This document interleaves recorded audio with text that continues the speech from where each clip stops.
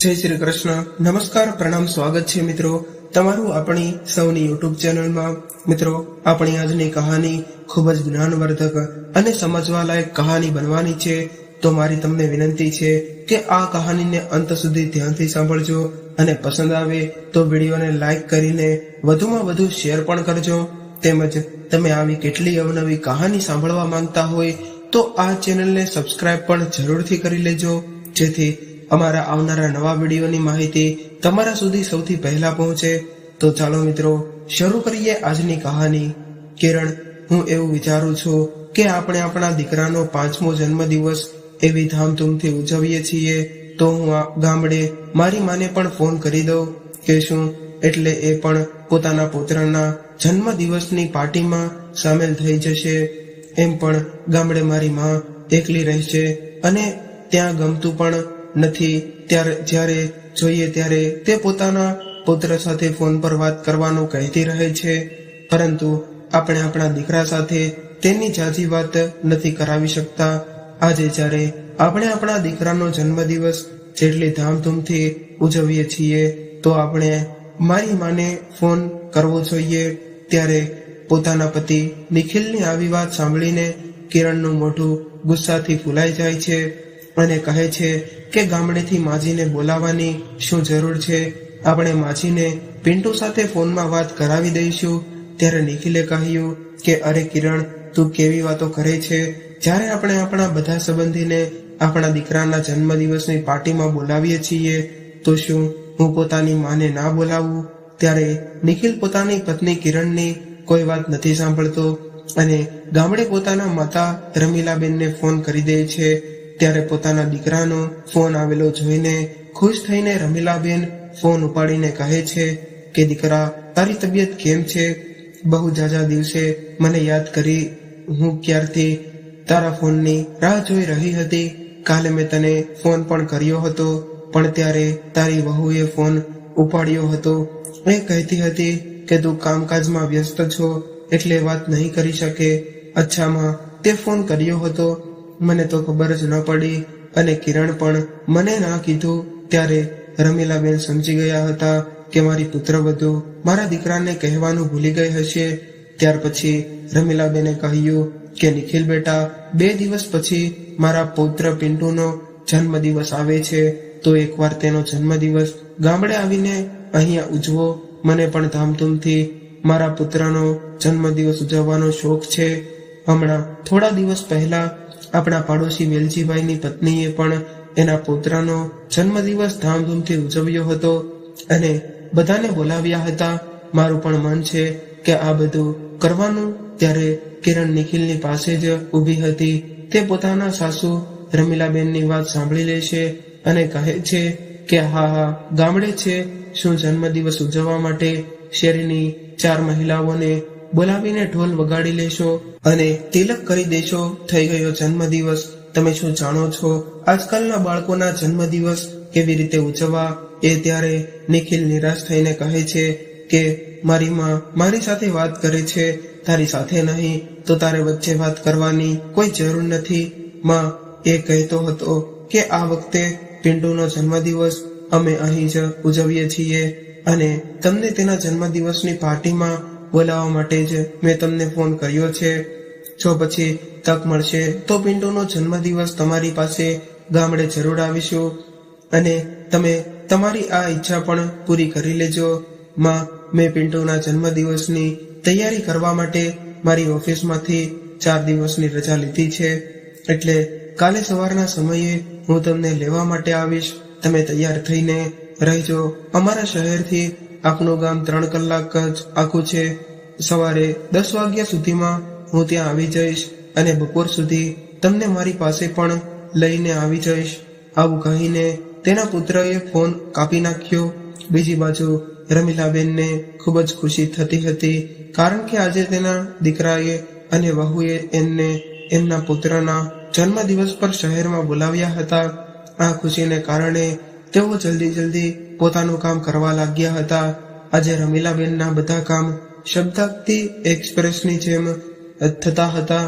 એમ તો હંમેશા એમને ગોઠણમાં પીડા રહેતી હતી, પરંતુ આજે એમને પીડાનો અહેસાસ થતો ન હતો અને તેમણે બધા કામ ફટાફટ કરી લીધા.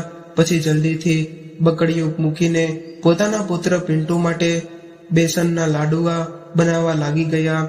કેમ કે છેલ્લી વાર જ્યારે પિન્ટુ આવ્યો હતો ત્યારે એને બેસનના લાડવા ખૂબ જ પસંદ આવ્યા હતા. તે આખરે દિવસ દાદી અને બેસનના લાડવા આપો એવું કહેતો રહેતો. બીજા દિવસે સવારે જ નિખિલ પોતાની માને લેવા માટે આવી ગયો ત્યારે તેની માં જલ્દી બધા કામ કરવા લાગી હતી. પોતાની માની ખુશી જોઈને નિખિલ કહેવા લાગ્યો કે માં, તમને અમારી પાસે આવવાની એટલી બધી ખુશી થાય છે તો તમે અમારી સાથે હંમેશા માટે કેમ નથી આવી જતા? કેટલી વાર મેં તમને કહ્યું છે કે તમને અમારી સાથે શહેરમાં રહેવા માટે આવી જાજો, પણ દર વખતે તમે મને ના પાડી દો છો. ત્યારે પોતાના દીકરાની આવી વાત સાંભળીને રમીલાબેન વિચારવા લાગ્યા કે દીકરા તો ઈચ્છે છે કે તારી માં તારી સાથે જ રહે, પરંતુ તારી વહુ એવું નથી ઈચ્છતી કે હું તમારી સાથે બંનેની સાથે રહું. છેલ્લી વખતે જ્યારે તમે ઘરે આવ્યા હતા અને મને પોતાની સાથે જવા માટે કીધું હતું તો પુત્રવધુએ મારી લીધેથી તારી સાથે કેટલો ઝઘડો કર્યો હતો અને પછી હું નથી ઈચ્છતી કે મારા લીધેથી તમારા દીકરા અને વહુનો ઝઘડો થાય. કઈ નહીં દીકરા, જ્યાં સુધી મારા હાથ પગ ચાલે છે ત્યાં સુધી હું ગામડે જ રહીશ અને જ્યારે હાથ પગ નહીં ચાલે ત્યારે તું જાતે જ આવીને મને શહેરમાં પોતાની સાથે લઈ જજે. આટલો તો મને મારા દીકરા અને વહુ ઉપર વિશ્વાસ છે. તો નિખિલ, હું મારા પૌત્ર માટે કંઈ ભેટ નથી લઈ શકી. તું શહેરમાં મને માર્કેટમાં લઈ જજે. ગામડે તો કંઈ સારું મળતું જ નથી અને અહીંયાથી નાની મોટી દુકાનમાંથી કંઈ લઈશ તો ખબર નહીં પુત્રવધુને પસંદ આવશે કે નહીં. ઠીક છે માં, તમે અહીંયાથી કંઈ ન ખરીદો. એક દિવસ મારી સાથે શહેરમાં આવજે, ત્યાં હું તમને માર્કેટમાં લઈ જઈશ. પછી તમારે જે તમારા પુત્ર માટે લેવું હોય તે લઈ લેજો. એના પછી નિખિલ પોતાની માને લઈને શહેર જવા માટે નીકળી પડે છે. બપોરના 3 વાગ્યા સુધીમાં તે બંને પોતાના ઘરે પહોંચી જાય છે. ઘરે પહોંચીને જોવે છે તો કિરણ પોતાના રૂમમાં આરામથી સૂતી હતી. ઘણીવાર દરવાજો ખખડાવ્યા પછી કિરણ બહાર આવી અને ફોર્માલિટી નિભાવવા માટે રમીલાબેનના પગે લાગી અને એમ કહ્યું કે પિન્ટુ રડે છે, જઈને એને જોઈને આવું છું. આવું કહીને તે પોતાના રૂમમાં જતી રહી. ત્યારે નિખિલે કહ્યું કે માં, અહીં હોલમાં સોફા પર બેસો, હું તમારા માટે ચા પાણી લઈને આવું છું. ઠીક છે બેટા, એવું કહીને રમીલાબેન સોફા પર બેસી જાય છે અને નિખિલ પોતાની મા માટે પહેલા પાણી લાવે છે અને પછી ચા બનાવવા લાગે છે. ત્યારે રૂમમાંથી કિરણનો અવાજ આવે છે, નિખિલ, જો તમે ચા બનાવતા હોય તો મારી માટે પણ બનાવી લેજો. ખરેખર આજે પિન્ટુ ખૂબ જ ચીડચીડો થઈ ગયો છે અને મને મૂકતો જ નથી. ત્યારે નિખિલ કંઈ નથી કહેતો અને ત્રણેય માટે ચા બનાવે છે. ચા પીધા પછી રમીલાબેન પોતાની પુત્રવધુને કહે છે કે પુત્રવધુ, જો પુત્રના સૂતો હોય તો એને મારી પાસે મોકલી દે. મને એને મળવાની ખૂબ જ ઈચ્છા થાય છે અને હું એના માટે બેસનના લાડવા પણ બનાવીને લાવી છું. એ એને ખૂબ જ પસંદ કરે છે. માજી ખૂબ જ મુશ્કેલીથી એ હમણાં સૂતો છે. એ જ્યારે જાગે ત્યારે તમે એને મળી લેજો. ત્યારે નિખિલ પોતાની પત્ની કિરણના આ ભડકેલા સ્વભાવથી ખૂબ જ સારી રીતે પરિચિત હતો. તે આજે કેમ એનું મોઢું ચડેલું છે, કારણ કે એને મારી માનું ઘરમાં આવવું પસંદ ન આવ્યું. પરંતુ થોડી વારમાં પિન્ટુ ખુદ જ રૂમની બહાર આવી ગયો અને સામે એની દાદીને જોઈને દોડીને દાદીના ગળે મળ્યો અને કહ્યું કે દાદી, તમે ક્યારે આવ્યા? મને ખબર જ ન હતી. બસ બેટા, હું હમણાં આવી છું. એટલું કહીને ખૂબ જ પ્રેમથી રમીલાબેન પોતાના પુત્રને ગળે લગાવી લીધો અને ખૂબ જ બધો લાડ અને પ્રેમ કરવા લાગ્યા. ત્યાર પછી ડબ્બામાંથી બેસનના લાડવા કાઢીને પોતાના પુત્રને આપ્યા અને કહ્યું કે લે પિન્ટુ, તને બેસનના લાડવા ખૂબ જ પસંદ છે ને? જો તારી માટે હું કેટલા લાડવા બનાવીને લાવી છું. ત્યારે પિન્ટુએ એક જ વારમાં આખો લાડવો મોઢામાં મૂકી દીધો અને ખાઈ ગયો અને બંને હાથમાં એક એક લાડવો પકડી લેશે. ત્યારે કિરણે કહ્યું કે માજી, તમે આને આટલા બધા લાડવા ન ખવડાવો, એનું પેટ ખરાબ થઈ જશે. આટલું મીઠું ખાશે તો તેને પેટમાં દુખશે. એટલું કહીને તે બંને લાડવા હાથમાંથી છોડાવીને પાછા ડબ્બામાં મૂકી દે છે. ત્યારે પિન્ટુ જોર જોરથી રડવા લાગ્યો, તો પણ કિરણ નથી સાંભળતી. ત્યારે નિખિલને કિરણ આ વ્યવહાર પસંદ નથી આવતો, એટલે એ પોતાની રૂમમાંથી કિરણને કંઈક કહેવા માટે આવ્યો. તો કિરણ કહેવા ગણગણાવા લાગી કે હું આટલા માટે તમારી માને અહીંયા નથી બોલાવતી.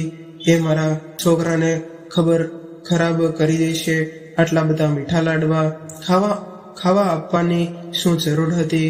જો કાલે દાંતમાં પીડા થશે તો દવાખાને લઈ જવો પડશે. ત્યારે નિખિલ કિરણની આ વાત કાપતા કહ્યો કે કિરણ, તું કેવી વાતો કરે છે? ઘરમાં બનેલી દેશી ઘીના લાડવા ખાવાથી પિન્ટુના દાંતમાં પીડા થવા લાગે છે, અને તું જે સવારે ને સાંજે એને ચોકલેટ ખવડાવે છે એનાથી કંઈ નથી થતું. સાચું કહું તો દાંત ચોકલેટથી ખરાબ થાય છે, ના કે લાડવાથી. તારે તો બસ મૂડ ખરાબ કરવાની તક જોતી હોય છે. મારી માને ભૂખ લાગી છે, અમારી બંને માટે ખાવાનું પીરસી દે. ત્યારે કિરણ ચોકીને કહે છે કે શું તમે બંને ગામડેથી ખાઈને નથી આવ્યા? મેં તો ખાલી મારું અને પિન્ટુનું જ ખાવાનું બનાવ્યું હતું, તમારા લોકોનું ખાવાનું મેં નથી બનાવ્યું. મને લાગ્યું કે તમે બંને ગામડેથી ખાઈને આવશો. કિરણ, તારે એટલું તો સમજવું હતું કે મારી માને ગામડેથી હું 12 વાગ્યે લઈને નીકળવાનો હતો. જો મારી માં ખાવાનું બનાવવા રહેત તો અમને આવતા રાત થઈ જાત. તારી આળસની પણ હદ છે. તને થોડુંક પણ કોમન સેન્સ નથી કે જ્યારે લોકો ગામડેથી આવશે તો ખાવાનું ખાશે જ. ખાલી તારી આળસના લીધે જ તે ખાવાનું ન બનાવ્યું. નિખિલની આ વાત સાંભળીને જ કિરણ ભડકી જાય છે અને કહે છે કે હા, હવે તારી માં આવી ગઈ છે તો તું હવે રોજ કોઈના કોઈ વાત ઉપર ઝઘડો કરીશ. ત્યારે પોતાની પુત્રવધૂનો અવાજ સાંભળીને રમીલાબેન અવાજ લગાડતા કહેશે કે અરે બેટા. ત્યારે પોતાની પુત્રવધૂનો અવાજ સાંભળીને રમીલાબેન અવાજ લગાડતા કહ્યા કે અરે બેટા, મને ભૂખ નથી લાગી, એમ પણ મારું પેટ 2 દિવસથી સારું નથી, તો હું ખાવાનું નહીં ખાવ. સવારે નાસ્તો પણ ખૂબ જ ભારે કરી લીધો હતો.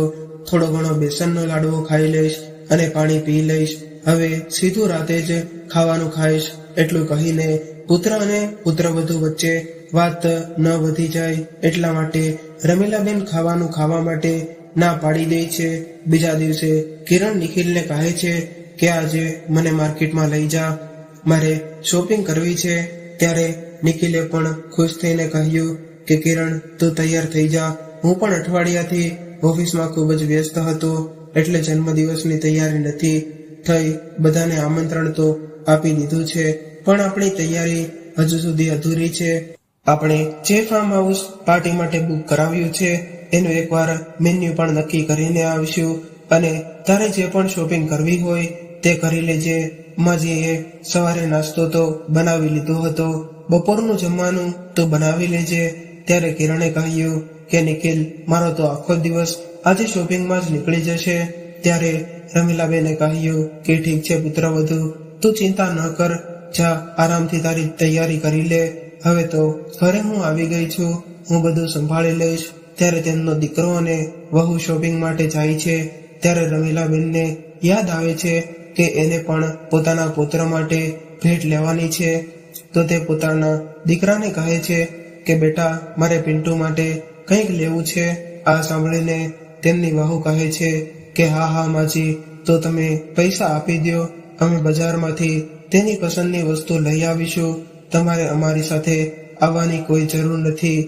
બેટા, મેં સાથે આવવાની વાત તો પણ નથી કરીને.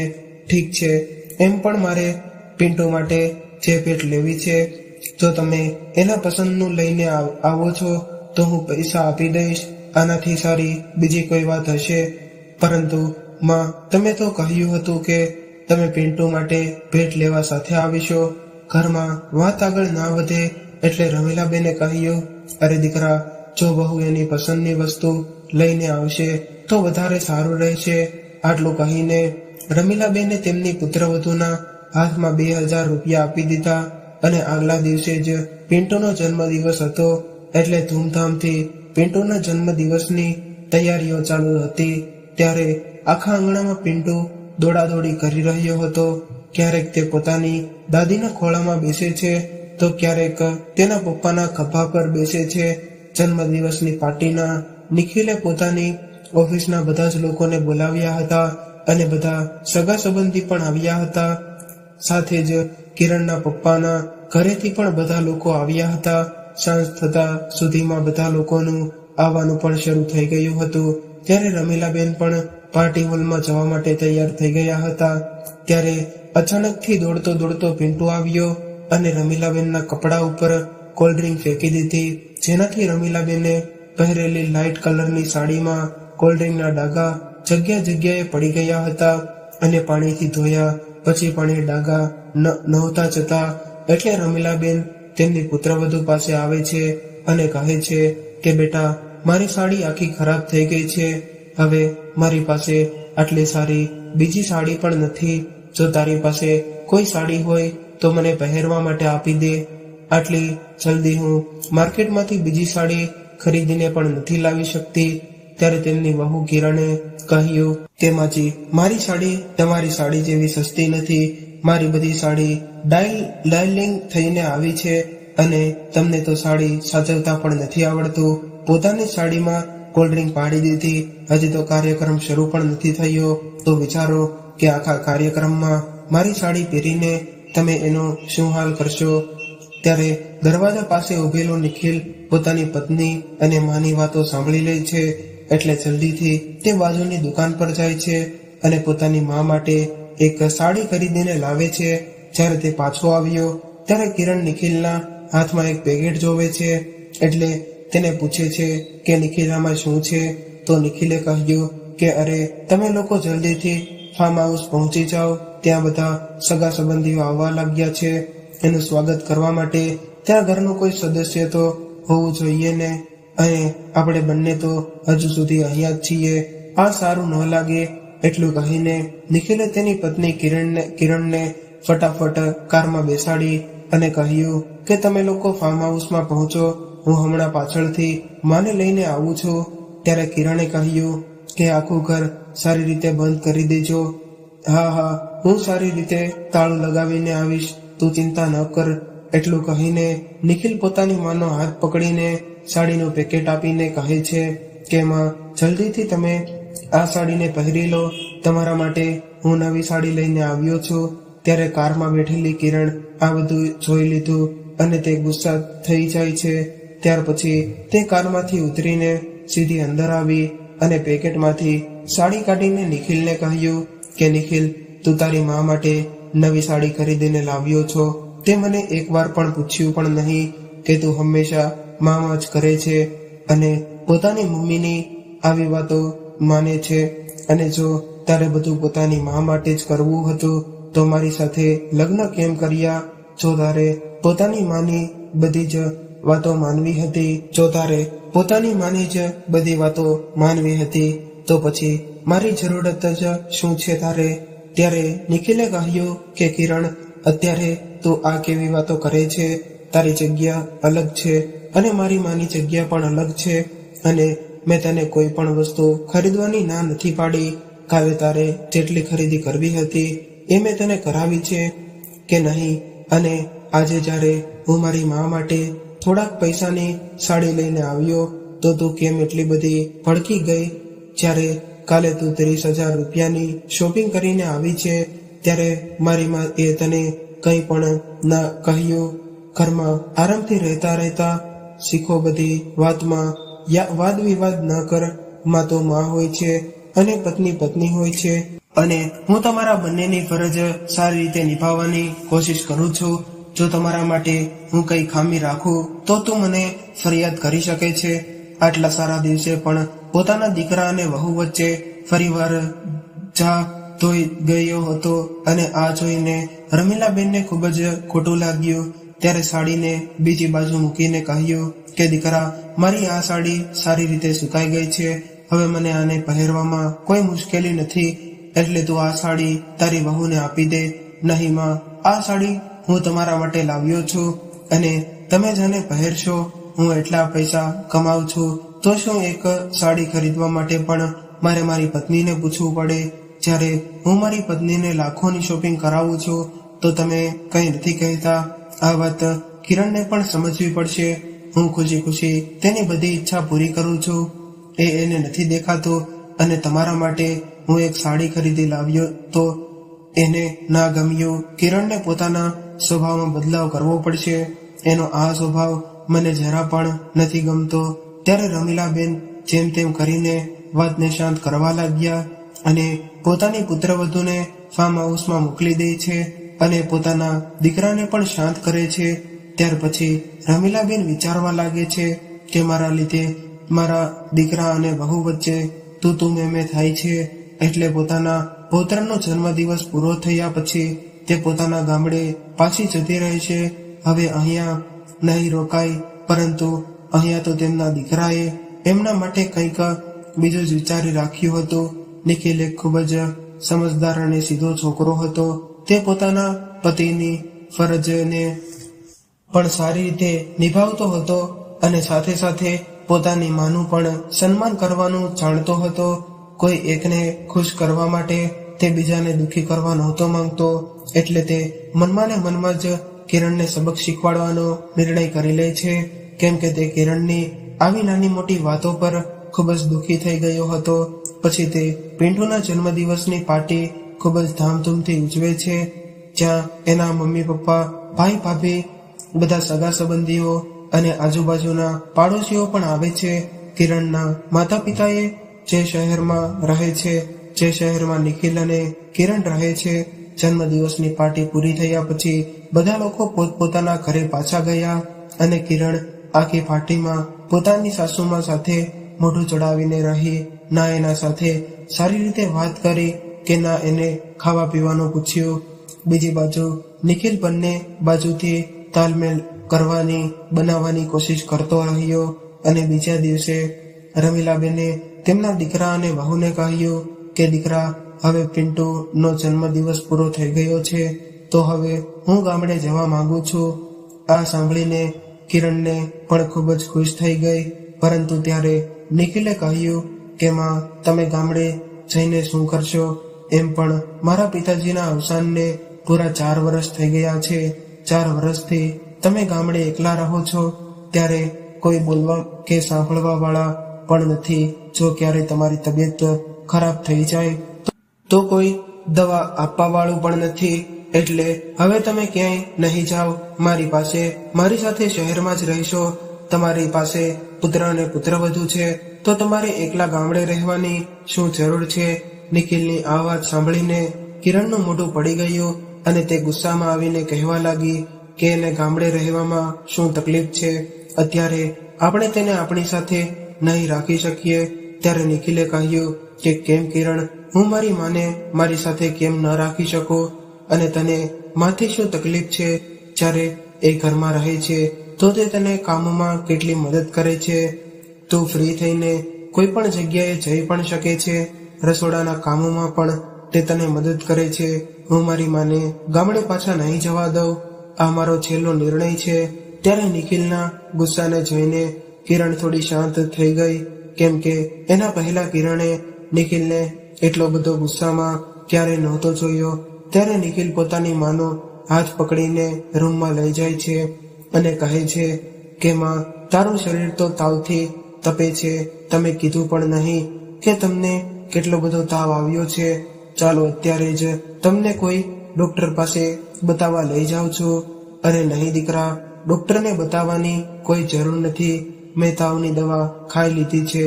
રાતમાં એની અસર થઈ ગઈ હતી.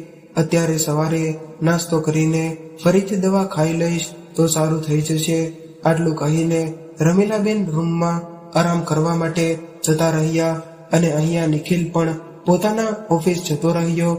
સાંજે જ્યારે નિખિલ ઓફિસેથી પાછો આવ્યો તો જોયું કે કિરણ તૈયાર થઈને ક્યાંક જવા માટે બેઠી હતી.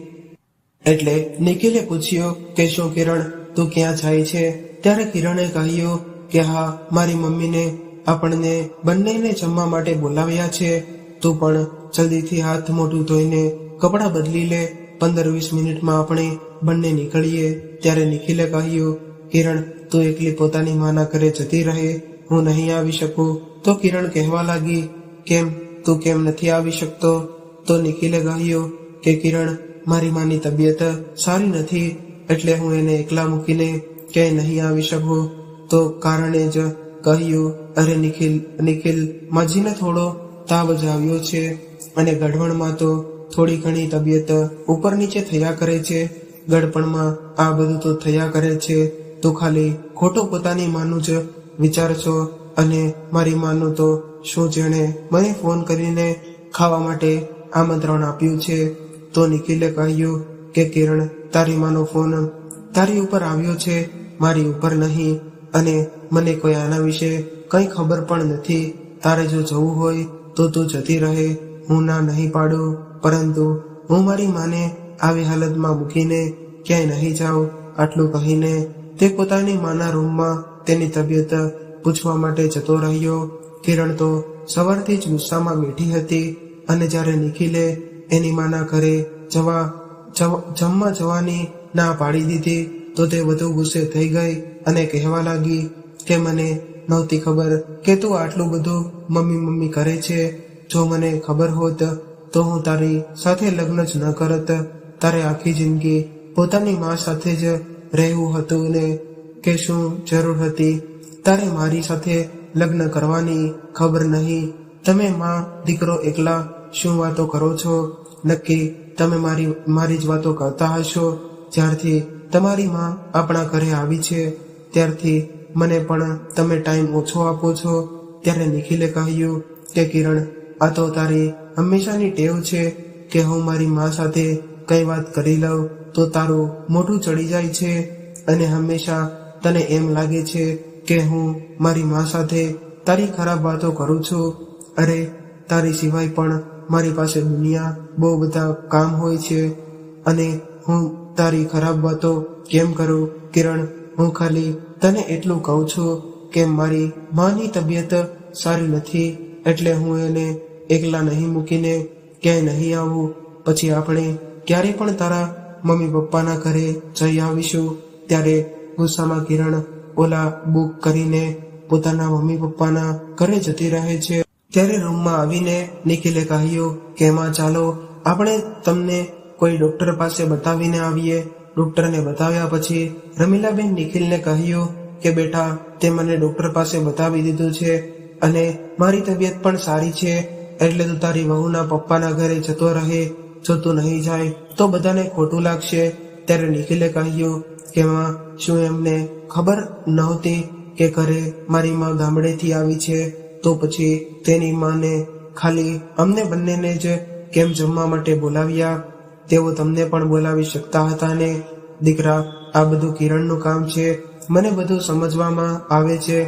છોડ બેટા, જે પણ હોય, પરંતુ વાતને ના વધારાય. પોતાની માને જીદ કરવા પર નિખિલ કિરણના મમ્મી પપ્પાના ઘરે જતો રહે છે અને બધાને ખૂબ જ સારી રીતે મળે છે. ત્યારે નિખિલ કિરણના માતા પિતાનું ખૂબ જ સન્માન કરે છે. રાતના 10 વાગ્યા સુધી ત્યાં રહીને તે બંને પાછા પોતાના ઘરે આવી જાય છે.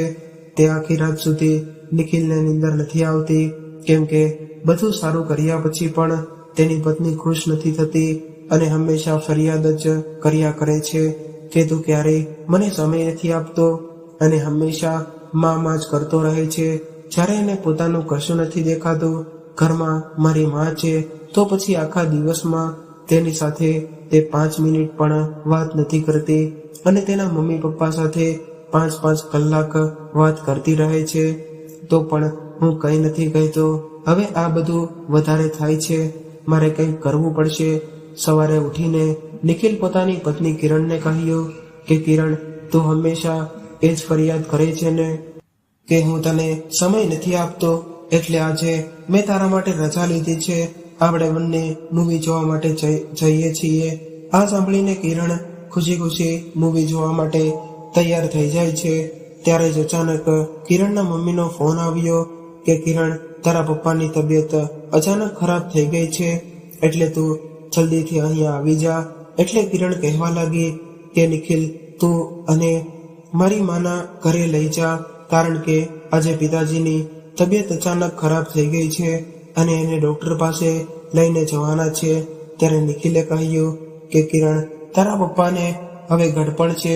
ગડપણમાં તો આ બધું થયા કરે અને પછી તેનો ખ્યાલ રાખવા માટે તારી મા તો છે ને, એ એનું ધ્યાન રાખી લેશે. અને મેં તારા માટે રજા લીધી છે, એ પણ તું હંમેશા ફરિયાદ કરે છે કે હું તને સમય નથી આપતો, એટલે મારો આજનો બધો સમય તારા માટે છે. ખાલી ખોટું તારા પપ્પાને ડોક્ટર પાસે બતાવવામાં હું મારો સમય બરબાદ નહીં કરું. ત્યારે કિરણ કહેવા લાગી કે નિખિલ, તું કેવી વાતો કરે છે? મારા પિતાજી બીમાર છે અને તને મૂવી જોવાની અને ફરવાની પડી છે. ત્યારે નિખિલ પોતાની પત્ની કિરણની કોઈ પણ વાત નથી માનતો અને એને ફરવા માટે લઈને જાય છે. અને બીજી બાજુ ચોરી છુપે પોતાના સાસરે ફોન કરીને તેના સસરાની તબિયત પૂછી લે છે કે ત્યાં બધું સારું છે ને. પરંતુ બીજી બાજુ કિરણનું મન મૂવી જોવામાં ઓછું અને પોતાના પપ્પાના વિચારમાં વધુ હતું. તે વિચારી રહી હતી કે મારા પપ્પા ઠીક તો હશે ને, ખબર નહીં એને શું થયું હશે. તે વિચારી રહી હતી કે મારા પપ્પા ઠીક હશે ને, ખબર નહીં એને શું થયું હશે. હું એકવાર એને ફોન કરીને પૂછી તો લઉં. ત્યારે નિખિલે કહ્યું કે નહીં કિરણ, અત્યારે તું કોઈને પણ ફોન નહીં કરે, ખાલી મને સમય આપ. ત્યારે કિરણનું મન ફરીવાર ભાંગી ગયું અને મૂવી જોયા પછી બંને લોકો જમવા માટે રેસ્ટોરન્ટમાં આવ્યા. તે જમતા જ હતા કે ત્યારે કિરણના ફોનમાં એની મમ્મીનો ફોન આવ્યો. ત્યારે નિખિલે ફોન કાપીને ફોનને સ્વિચ ઓફ કરી દીધો. ત્યારે આ બધું જોઈને કિરણ હેરાન રહી ગઈ અને કહેવા લાગી કે નિખિલ, આ શું તારી રીત છે? મારા પિતાજીની તબિયત સારી નથી અને તું મને એની સાથે ફોનમાં વાત પણ નથી કરવા દેતો. મેં તારી સાથે લગ્ન કર્યા છે, તું મને ખરીદીને નથી લાવ્યો જેથી હું મારા મા બાપના દુઃખમાં અને તકલીફમાં પણ એને સાથ ન આપું. તને ખબર છે કે હું મારા માતા પિતાની એકની એક દીકરી છું, એટલે મારા માતા પિતાની આટલી તબિયત ખરાબ હોય તો મારે એનું ધ્યાન રાખવાની ફરજ બને છે. તું મને એનું ધ્યાન રાખવાની ન પાડી શકે. ત્યારે નિખિલે કહ્યું કે ખરેખર સાચું કીધું તે કિરણ, હું પણ એટલા વર્ષોથી તને એ જ સમજાવતો હતો કે મેં તારી સાથે લગ્ન કર્યા છે, તે મને ખરીદ્યો નથી. જો હું તારા ઈશારા પર નાચું તો તું ઘરમાં ઝઘડો કરી મૂકે છે. હું પણ મારી માનો એકનો એક દીકરો છું, મારી સિવાય એનો કોઈ સહારો નથી.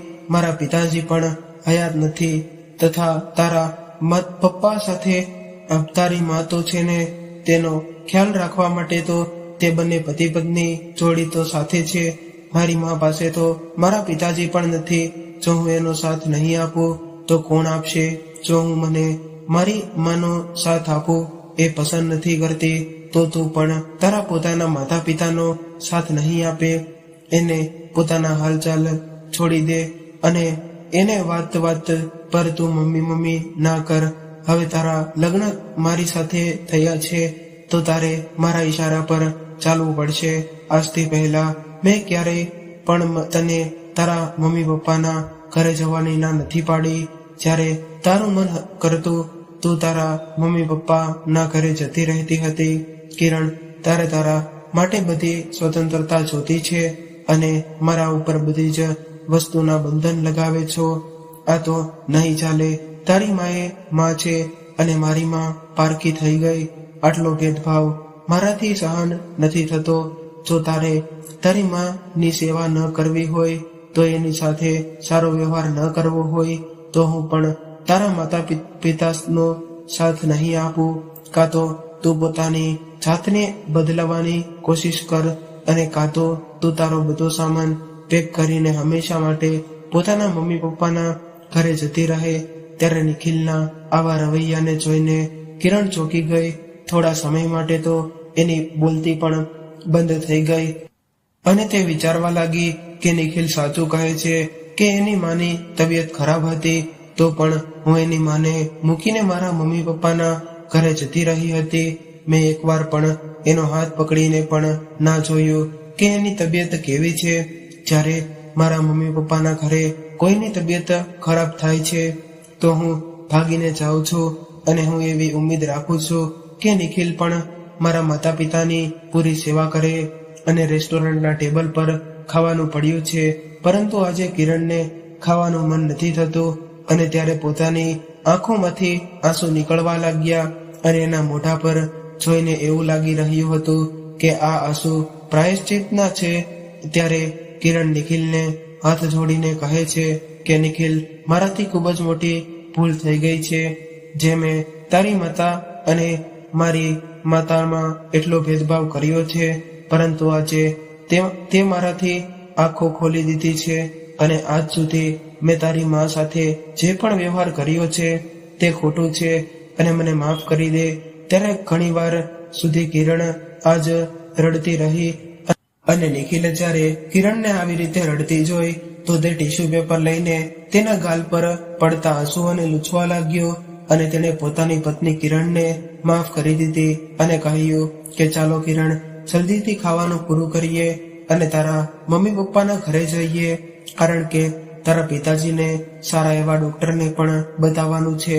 આ સાંભળીને કિરણ ફટાફટથી ખાવાનું પૂરું કરે છે અને પોતાના મમ્મી પપ્પાના ઘરે જવા માટે નીકળી જાય છે. કિરણ તેના મમ્મી પપ્પાના ઘરે જઈને જોવે છે તો નિખિલ તે કેટલા પ્રેમથી તેના પિતાજીનો હાથ પકડીને તેમને ડોક્ટર પાસે લઈ જાય છે અને તેની બધી દેખભાળ કરે છે. ક્યારેક દવા લેવા માટે ભાગે છે તો ક્યારેક તેના પિતાજીના માથે હાથ ફેરવે છે. આ બધું જોઈને ફરીવાર કિરણની આંખોમાં આંસુ આવી ગયા અને તે વિચારવા લાગી કે હું કેટલી પાગલ હતી કે નિખિલની મા સાથે કેટલો ભેદભાવ કરતી હતી, તો પણ નિખિલે ક્યારેય મારા મા બાપ સાથે ભેદભાવ નથી કર્યો અને હંમેશા મને પણ ખુશ રાખવાની કોશિશ કરી છે, પણ મેં જ એને સમજવામાં મોડું કરી દીધું હતું. થોડી વાર પછી કિરણ પોતાના પતિ નિખિલને કહે છે કે નિખિલ, હવે મારા પિતાજીની તબિયત સારી છે, એટલે ચાલો આપણે ઘરે જઈએ. ત્યારે નિખિલે કહ્યું કે કિરણ, જો તું તારા મમ્મી પપ્પા પાસે રહેવા માંગતી હોય તો તું અહીંયા રોકાઈ જા, હું એકલો જ જતો રહીશ. ત્યારે કિરણે કહ્યું કે નહીં નિખિલ, હવે મારા પિતાજીની તબિયત સારી છે અને તેનો ખ્યાલ રાખવા માટે તેમની સાથે મારી મા પણ છે, એટલે હું તારી સાથે જ આપણા ઘરે આવીશ. ત્યાર પછી કિરણ અને નિખિલ બંને પોતાના ઘરે જવા માટે નીકળી ગયા. જતી વખતે રસ્તામાં એક ફ્રૂટની લારી જોઈને તેમણે કિરણને કહ્યું કે નિખિલ, ગાડી રોક, હું મા માટે થોડાક ફ્રૂટ લઈ આવું, કારણ કે તેમની તબિયત સારી નથી. આ જોઈને નિખિલને ખૂબ જ ખુશી થઈ, જેથી જ કિરણ પોતાના ઘરે આવી એટલે સીધી તે પોતાની સાસુ રમીલાબેનના રૂમમાં ગઈ. ત્યારે રમીલાબેન પોતાના પુત્ર પિન્ટુને પોતાની સાથે સુવડાવીને વાર્તા કહેતા હતા અને એના માથા ઉપર હાથ ફેરવતા હતા. ત્યારે આ બધું જોઈને કિરણની આંખોમાં આંસુ આવી ગયા. ત્યાર પછી ખૂબ જ પ્રેમથી કિરણે કહ્યું કે માજી, હવે તમારી તબિયત કેમ છે? તમે આજે સવારથી કંઈ નથી ખાધું? આ લ્યો, હું તમારા માટે ફ્રૂટ લાવી છું, તમે ખાઈ લ્યો, તેથી તમને આરામ મળશે. અને એટલું કહીને કિરણ પોતાની સાસુમાનો હાથ પકડીને તાવ પણ જોવા લાગી અને કહ્યું કે હવે તો માનો તાવ સારો છે. ત્યારે પોતાની પુત્રવધૂના બદલાયેલા વ્યવહારને જોઈને રમીલાબેન ચોંકી ગયા અને તેઓ પોતાના દીકરા તરફ આશ્ચર્યચકિત થઈને જોવા લાગ્યા. ત્યારે તેમના દીકરાએ હસતા હસતા કહ્યું કે માં, આજથી તમને તમારી પુત્રવધૂનું જ આ સ્વરૂપ જોવા મળશે અને હવે તમે અમારી સાથે જ રહેશો. હવે હું તમને ગામડે નહીં જવા દઉં, તમે અમારી સાથે શહેરમાં જ રહેશો. તમારાથી મને કેટલો આરામ મળે છે, જોયું નહીં? અમે બંને આરામથી મૂવી જોવા જતા રહ્યા અને પિન્ટુને આખો દિવસ તમારી પાસે મૂકીને જતા રહ્યા. કેટલા પ્રેમથી તમે પિન્ટુને રાખ્યો. એટલું કહીને પોતાના વ્યવહાર માટે કિરણ પોતાના સાસુ રમીલાબેન પાસે માફી માંગવા લાગી. આજે રમીલાબેન પણ પોતાની પુત્રવધૂના બદલાયેલા વ્યવહારથી ખૂબ જ ખુશ હતા અને તેમણે ખુશીથી પોતાની પુત્રવધૂને માફ પણ કરી દીધી. ત્યાર પછી રમીલાબેને પોતાના દીકરાને પૂછ્યું કે દીકરા, તે આજે તારી વહુને એવું શું પીવડાવી દીધું કે એનું હૃદય આટલું પરિવર્તન થઈ ગયું? કેમ કે માં તમને તમારી પુત્રવધૂનું બદલાયેલું સ્વરૂપ પસંદ ન આવ્યું ત્યારે રમીલાબેને કહ્યું કે અરે બેટા, હું તો હંમેશા એ જ ઈચ્છતી હતી કે મારી પુત્રવધુ આટલી સમજદાર થઈ જાય, બીજું મારે શું જોઈએ છે? બસ માં, હવે તમે એટલું સમજી લ્યો કે આજે મેં એને હકીકતનો કાચ બતાડી દીધો છે, જેમાં એને એની ખામી દેખાઈ ગઈ છે. હવે આજથી ઘરમાં બધું સારું રહેશે. હવે તે બધા લોકો ઘરમાં સારી રીતે રહેવા લાગે છે અને કિરણ પણ પોતાની સાસુમાનું સારી રીતે ધ્યાન રાખે છે. પુત્ર અને પુત્રવધુ પણ ખૂબ જ લાડ પ્રેમથી રહે છે. તો મિત્રો, ઘરનો પુત્ર હોવો એ સહેલું કામ નથી હોતું, કેમ કે લગ્ન પછી એને બધી વાત સમજવી, વિચારીને બોલવી પડે છે અને એ પણ ધ્યાન રાખવું પડે છે કે પોતાની માં નિરાશ ન થઈ જાય અને કાં તો પોતાની પત્ની નિરાશ ન થઈ જાય. જો ઘરનો પુત્ર ઈચ્છે તો આખા ઘરનું વાતાવરણ ખૂબ જ સારું બનાવીને રાખે છે અને દીકરાને પણ એ સમજ હોવી જોઈએ કે એને એક બાજુ જ ના રહેવું જોઈએ, ના તો પોતાની માં બાજુ વધારે ઝૂકવું જોઈએ કે ના તો પોતાની પત્ની તરફ. એ બંનેની વાતો સાંભળવી જોઈએ અને તાલમેલ બનાવીને ચાલવું જોઈએ.